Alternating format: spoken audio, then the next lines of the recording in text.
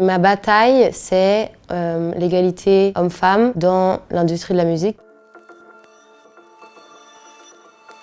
Parfois, on évolue dans un milieu qui est tellement sexiste qu'on ne se rend pas compte que ça l'est et que c'est tellement ancré que c'est pas forcément évident. Et du coup, j'essaye de garder ça en tête dans les choix que je fais et dans la manière de développer mon projet. J'essaie de m'entourer, d'avoir un équilibre homme-femme égal. Donc j'ai une manageuse, j'ai aussi des musiciennes sur scène. Et pour moi, c'est important aussi pour la représentation parce que je pense qu'il faut qu'on ait des exemples. Engager des femmes pour voir des femmes dans les médias et dans l'industrie de la musique, en tout cas dans des postes dans lesquels on n'a pas l'habitude de les voir, pour qu'ensuite ça inspire d'autres gens et qu'on arrive à cette égalité où on peut se sentir libre d'engager des femmes ou des hommes sans se poser la question. Mais pour l'instant, moi, je me pose un peu la question et jusqu'à ce que ce soit naturel et libre, quoi. Des exemples. Globalement, je suis souvent accueillie dans des salles par des techniciens hommes. Encore aujourd'hui, je sens que parfois c'est difficile d'arriver dans un endroit et de savoir exactement ce que je veux en termes de son pour la personne,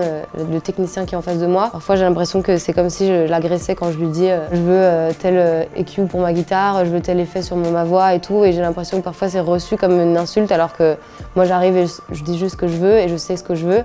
Et régulièrement, il y a des techniciens qui me disent « ouais, par contre, tu peux pas faire ça ». Il y en a qui sont 100% ouverts et qui acceptent le fait que je sais ce que je veux, mais il y en a beaucoup